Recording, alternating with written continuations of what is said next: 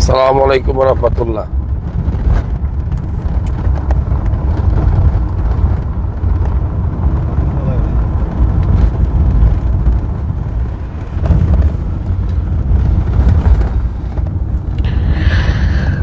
Dear viewers, কেমন আছেন সবাই? আলহামদুলিল্লাহ ভালো আছি। এই মুহূর্তে যারা আছেন, যদি ফ্রি থাকেন চলেন একটু আড্ডা মারি। আড্ডার মূল কারণটা হলো যে আপনার শরীরে যদি হরমোন লেভেল কমে কোনো কারণে, হরমোন লেভেল যদি কোনো কারণে কমে যায়, তাহলে খুব গুরুত্বপূর্ণ যে যারা ভিডিওটা দেখছেন, আমরা গাড়িতে আছি, যাচ্ছি। শহীদ ভাই কেমন আছেন? যারা ভিডিও দেখছেন একটু মন্তব্য লিখবেন। নর্মালি যদি আপনার টেস্টোস্টেরন লেভেলটা কমে, টেস্টোস্টেরন কি আসলে? টেস্টোস্টেরন একটা হরমোন। নর্মালি এই হরমোনটাকে পুরুষ হরমোন বলা হয়। মেয়েদেরও থাকে, তবে এটা পুরুষের বেশি থাকে। একজন পুরুষ মানুষকে মেনটেন করে, রেগুলেটর করে এই হরমোন। এই জন্য এটাকে অনেক সময় সেক্স হরমোনও বলা হয়,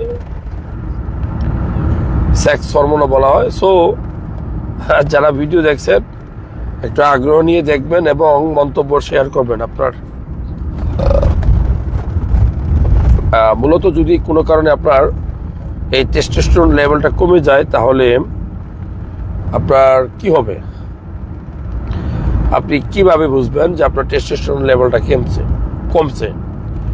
একটা হলো লিবিডো, বা সেক্সুয়াল আকর্ষণ, যেটা সেটা কমে যাবে, একদম থাকবে না। আপনার কোনো আগ্রহ শক্তি থাকবে না, আগ্রহ কাজ করবে না।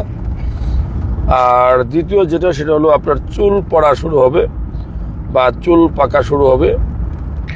আর তৃতীয় যেটা, সেটা হলো আপনার গিরায় গিরায় মাংসপেশিতে ব্যথা করবে, গিরায় গিরায় ব্যথা করবে, মাংসপেশিতে ব্যথা করবে। এটা কিন্তু খুব গুরুত্বপূর্ণ যে টেস্টোস্টেরন লেভেল কমলেও আপনার গিরায় গিরায় ব্যথা করবে, মাংসপেশিতে ব্যথা করবে। যারা ভিডিওটা দেখছেন, এই মুহূর্তে প্রায় 500 জন মানুষ লাইভে আছেন। হ্যাঁ, না এই লাইটটা তো ভালো কাজ করছে, সমস্যা নেই। যারা ভিডিওটা দেখছেন, এই মুহূর্তে প্রায় 500 মানুষ এই মুহূর্তে লাইভে আছেন।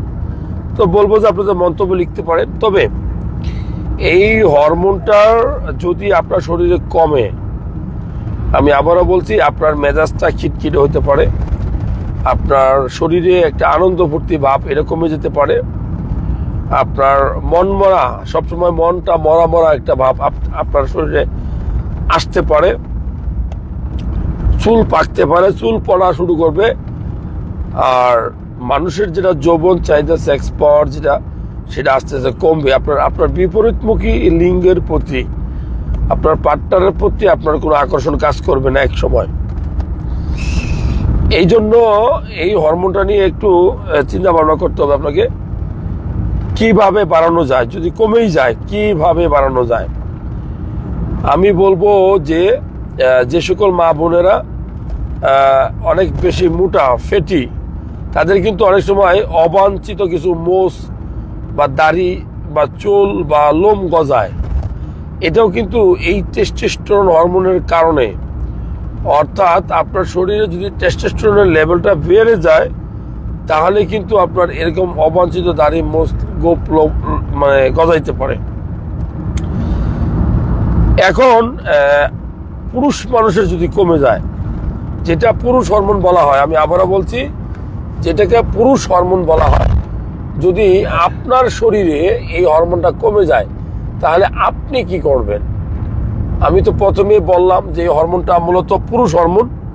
এটা ছেলেদের সবচেয়ে বেশি থাকে, এটা মেয়েদের কম থাকে, মেয়েদেরও থাকে না যেরকম না, কম।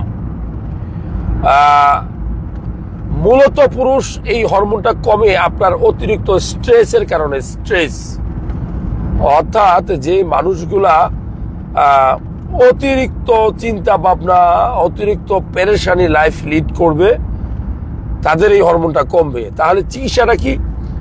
চিকিৎসাটার বিপরীত। অর্থাৎ আপনার হরমোন যদি কমা শুরু করে, আপনি যদি অতিরিক্ত টেনশন বা পেরেশানির মধ্যে জীবন কাটান, তাহলে কিন্তু আপনার সেই পেরেশানি থেকে বের হয়ে আসা উচিত। কি দালাল বোঝেন?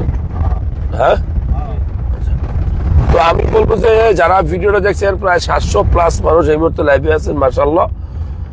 আপনার টেস্টোস্টেরন লেভেলটা কমে যাওয়ার প্রধান এবং অন্যতম কারণ হলো আপনার অতিরিক্ত চিন্তা ভাবনা।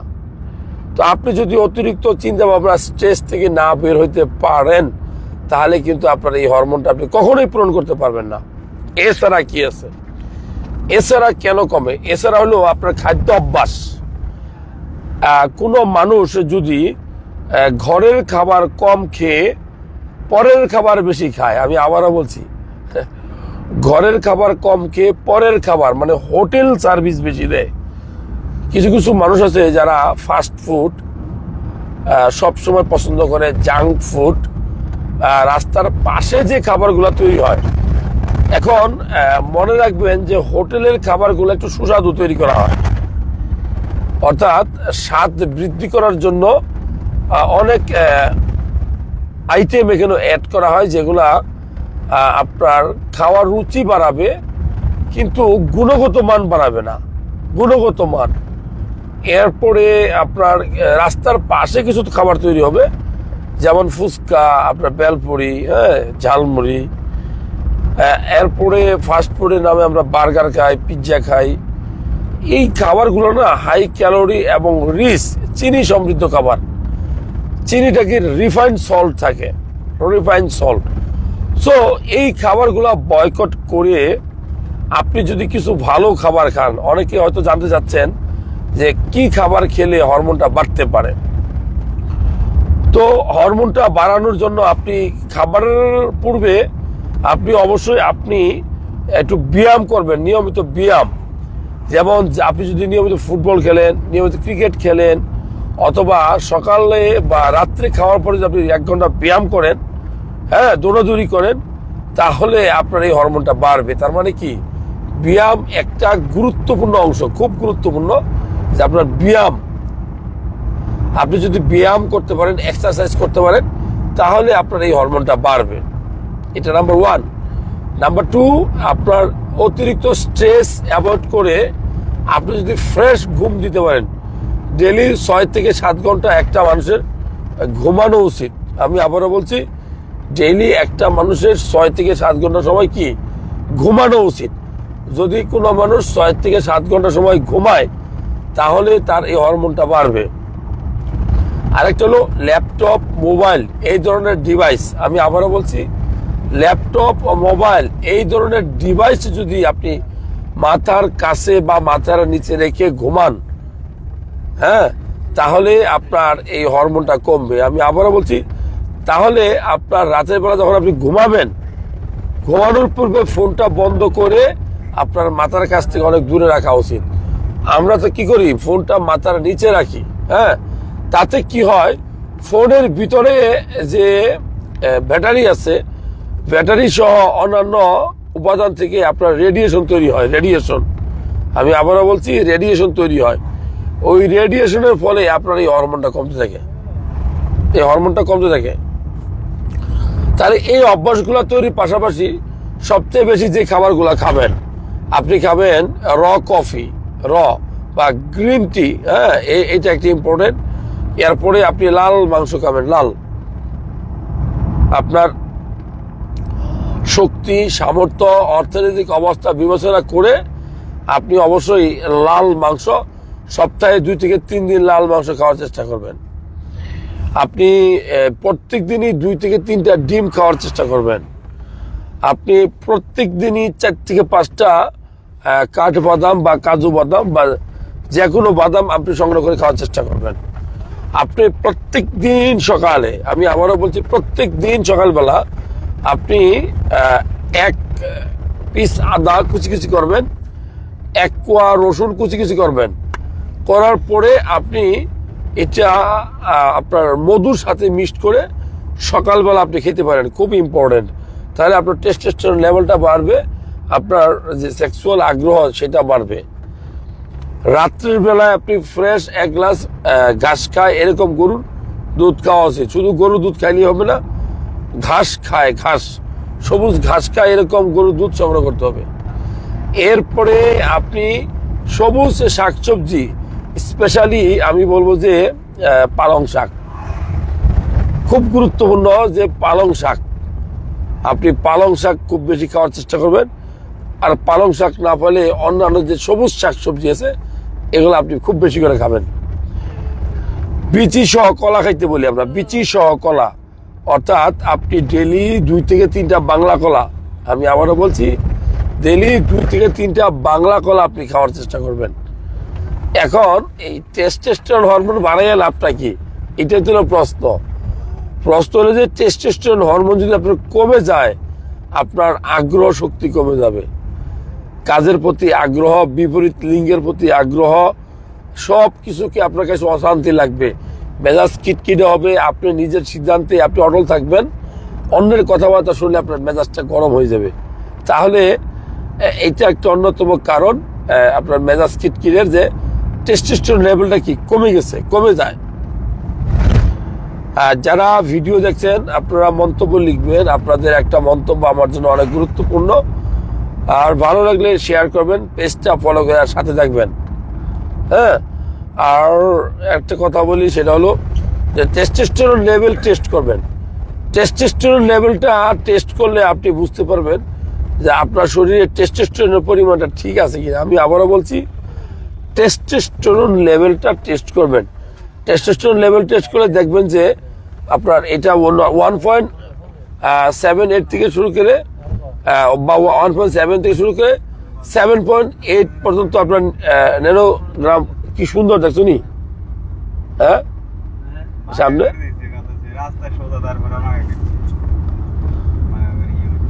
অনেক সুন্দর না, রাস্তাটা অনেক সুন্দর না লক্ষ্মীপুরের? হ্যাঁ, লক্ষ্মীপুরের মানুষও সুন্দর। হ্যাঁ অবশ্যই, আমি বলবো যে লক্ষ্মীপুর শহরের মানুষ, লক্ষ্মীপুর জেলার মানুষ অনেক মিশুক এবং অনেক স্মার্ট। হ্যাঁ, এটা রিয়েলিটি যে লক্ষ্মীপুরে না আসলে আপনি বুঝতে পারবেন না যে এখানকার মানুষ কতটা অতিথি পরায়ণ। আর বাংলাদেশের ম্যাক্সিমাম জায়গায় লক্ষ্মীপুরের মানুষের বিচরণ। ঢাকা শহরের অর্ধেক ব্যবসা বাণিজ্য আমি মনে করি যে লক্ষ্মীপুর মানুষের। আর লক্ষ্মীপুরে নারিকেল, সুপারি বিখ্যাত, সয়াবিন বিখ্যাত। হ্যাঁ, আর নারিকেলের নরম নারিকেল খাবেন, যত বেশি নারিকেল খাবেন তত বেশি টেস্টোস্টেরন লেভেল বাড়বে। কারণ কি, নারিকেল থেকে টকোফেরল, ভিটামিন ই তৈরি হয়। নারিকেলে কিন্তু সবচেয়ে বেশি অ্যান্টিঅক্সিডেন্ট পাওয়া যায়। সো আমি বলবো যারা ভিডিও দেখছেন, সবুজ শাকসবজি খাবেন বেশি করে, লাল মাংস খাবেন, ডিম খাবেন, খেজুর খাবেন। সপ্তাহে 3-4 দিন বা প্রত্যেক দিনই আপনি খেজুর খাওয়ার অভ্যাস তৈরি করবেন। ছোলা খাবেন, কাঁচা ছোলা। কাঁচা ছোলা কিন্তু আপনার টেস্টোস্টেরন লেভেলকে বৃদ্ধি করবে। হ্যাঁ, এটা ইম্পর্টেন্ট। এক কথায় ডাক্তারের পরামর্শ নেবেন, হরমোন ঠিক আছে কিনা এটা জানবেন। আর হরমোন টেস্ট করার পরে যদি কম থাকে, এটার কিন্তু ইঞ্জেকশন নেওয়া যায়। মাংসে আমরা ইঞ্জেকশন দেই, টেস্টোস্টেরনের জন্য ইঞ্জেকশন দেই, এটা 21 দিন পর পর দিতে হয়। আর বাজারে অনেক ওষুধ আছে, ওষুধ আপনি মাল্টিভিটামিন খেতে পারেন, জিঙ্ক খেতে পারেন, অ্যাস্ট্রাজেনথিন খেতে পারেন, ভিটামিন ই ক্যাপসুল খাইতে পারেন। হ্যাঁ, এটা খুব ইম্পর্টেন্ট। এছাড়া সরাসরি টেস্টোস্টেরন বাড়ানোর উপাদান অনেক আছে। সো আপনারা যারা ভিডিওটা দেখছেন, আমি বলবো যে আশা করবো যে ভিডিওটা ভালো লাগছে। টেস্টোস্টেরন লেভেল বাড়লে আপনার মন মানসিকতা সব ভালো হয়ে যাবে। টেস্টোস্টেরন লেভেল কমে গেলে